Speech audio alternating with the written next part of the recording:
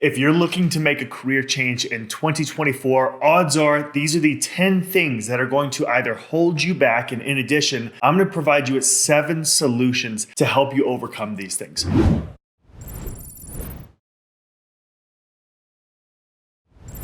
I'm going to give you a real quick backstory. I grew up in West Texas, graduated 11 out of 13, and didn't have a lot of prospects coming out of school. I had the option to go into the oil field to make money. My dad was telling me to go work at the prison. There really just weren't a lot of great options out there available to me. So I decided to make the bet on myself. I went to college for a semester, left. It was a community college, nothing crazy. Worked at Olive Garden. And I jumped around from job to job to job to job to job. Had tons of different jobs. And I consider these shadow jobs. I talk about this frequently. And a shadow job is essentially a job that just gets the bills taken care of. There's no responsibilities, there's no expectations, just show up and do this really simple thing. And then one day I thought to myself, I know that I want to get into marketing. I learned a lot about web development. I learned a lot about coding. I want to find a way to mix these two. Bought a course.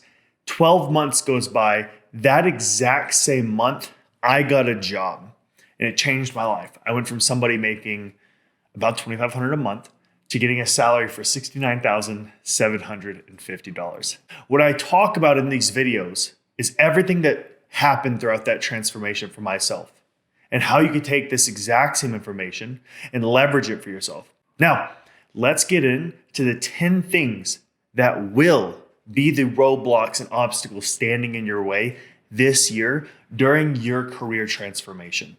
The first thing is going to be procrastination.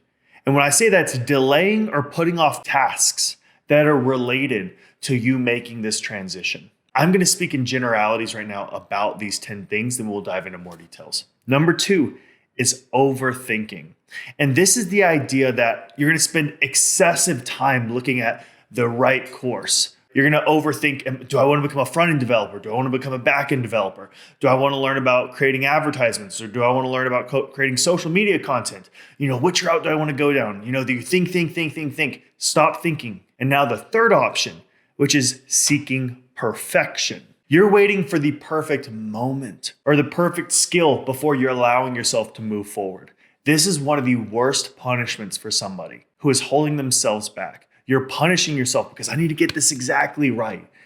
I'm looking at one of the content marketers I have behind me. And I know that one of the things that all marketers have is I want to make sure this picture is perfectly edited. This photo is perfectly edited. This ad is perfectly edited. I want to give you a real quick update. Our advertising, our marketing skyrocketed to the top right the moment I said, fuck perfection. Don't think about it. Focus on producing a bunch of content. Again, that's more of a solution. We'll get into it in just a moment. Now, the fourth one is avoiding challenges. You're sticking to the tasks that are comfortable and you're avoiding the more challenging things. Number 5 is imposter syndrome. You're believing that you're not good enough or you're not qualified, which is why you need to get this certification. You need to do this. You need to do this. You need to make sure all these things are taken care of because you're just not good enough. I know that Steve can make the job transition or Karen that I met down the road, but I'm not that smart. They're special. They're lucky. I don't have that. You find yourself talking to yourself that way. That self-talk of, I just don't think I'm that good. I don't think I'm good enough. Everybody else is, but I'm not good enough. I get it. I still talk to myself about that the same way. Number 6 is lack of goal settings. You have no long-term goals and you're kind of scared to set them. Number 7 is you're resistant to feedback. You perceive feedback and criticism as an attack on you, I'm not saying Charles isn't good at what he does. No, I'm saying, Charles, you suck. What were you thinking, When you perceive feedback in that manner, you have a lot of inside work to have to do. Number 8 is constantly changing your focus. One day you're learning about game development. The next day you're learning about full stack development. The next day you're jumping into Python. You're jumping into all these different things. You can't make a damn decision. This is another way of punishing yourself. You don't want to deal with that fear of failure because if you dive into one of them, you start realizing, I don't know anything. And you have to understand that's part of this journey. Number 9 is neglecting self-care.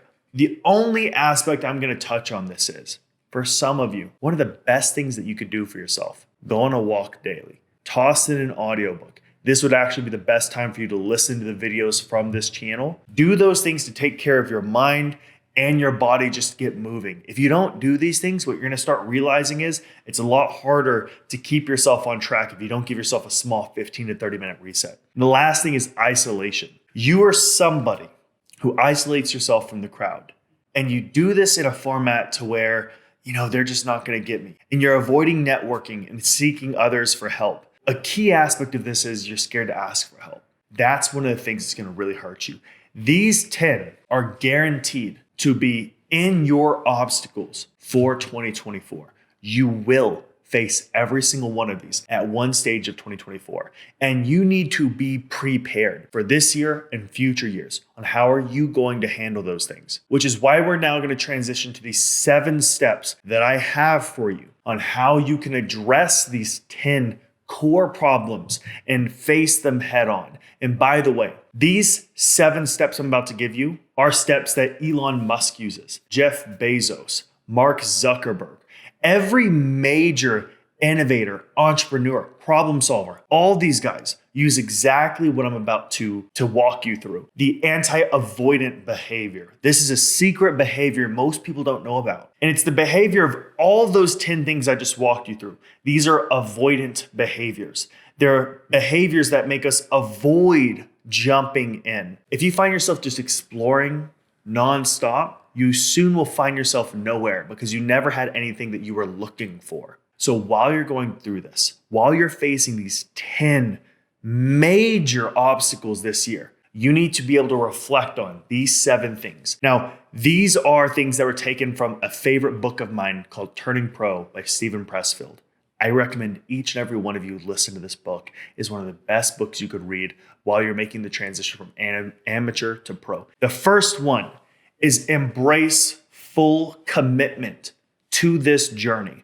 Once you have started the journey, you cannot stop it. For the next 8 to 16 months, your goal isn't just a part of your life. It is your life. Your goal is this career transition. And I think that now you're starting to realize, I get how this can cause an impact on my life. I now understand why I'm going to have to put people in the back seat, why people may want to stop talking to me. This is going to happen. But again, what life do you want? Do you want to continue living the life where you struggle to meet ends meet? You have a job you absolutely hate. Your life is consisted of coulda, woulda, shouldas. Man, I wish I would have done this. I could have done this, but I didn't. I should have done this. If you want to live that life looking over your shoulder, don't move any further. Right? This is dedicated for those that do not want that life. They want a life of meaning and purpose and challenge and achievement. That's what this provides you and guarantees you. Number 2 is prioritizing relentlessly. In this period, prioritizing your goal above all else. This means making hard choices about where to spend your time and energy. Social activities, hobbies, and even some personal commitments will need to take the back seat for now. Remember, this is not forever. This is going to be for the next 8 to 16 months, and it will get your undivided attention. Number 3, you need to harness the power of being single-minded focused. Channel your energy and thoughts towards your objective. Let this goal be the first thing you think about when you wake up and the last thing on your mind when you go to sleep. This level of focus is going to drive you forward, and it's going to turn those obstacles into achievements. You're looking at this massive obstacle. Man, this project for this full stack web development project. Shoot, I don't know how to use SQL, right? It's asking me to use this database, and now I'm having to learn, back end with Python and Django, and I'm having to learn this, I'm having to learn that, and I have to learn about SEO. I don't know how to do all those things. Boom, doesn't matter. I'm going to single-mindedly focus on exclusively this. If you show this kind of obsessive mentality, which is not fun, it's not popular in today's era. Everybody wants to tell you employers should be fair, right? That, you should have good work-life balance. I'm going to be the one person that's going to say, fuck that.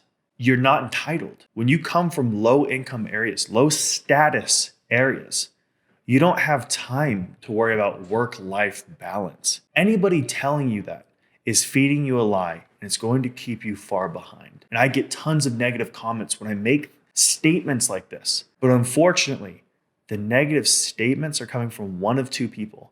They're either coming from unemployed people who are just angry they don't have a job, or they're coming from the people who are angry at the corporate world, who are stuck because they lost the obsessive energy in the journey. And now their life is looking at all of the peers who have passed them by. And they're not looking at the reason why they're failing is because they're not obsessive. They're failing because the system's broken. Don't be the system's broken person. The system's just fine. You just don't know how to operate within it. Moving on to the next aspect. This is cultivate an obsessive mindset. Adopt a mindset where your goal is to become obsessive. This is about more than just working hard. This is about living and breathing your ambition. Your project isn't just a task, it's part of your identity for these months. If you don't have obsession, you will not be able to outlast, you will not be able to outlearn, and ultimately be able to outwork everybody else. If you do not have that obsession, that obsessive mindset, you're just gonna fall behind. My journey is to educate, empower, and mentor the next generation of problem solvers and to create the alternative education that the world needs. That's what my obsession is right now. All of my time and effort goes into thinking about this exclusively.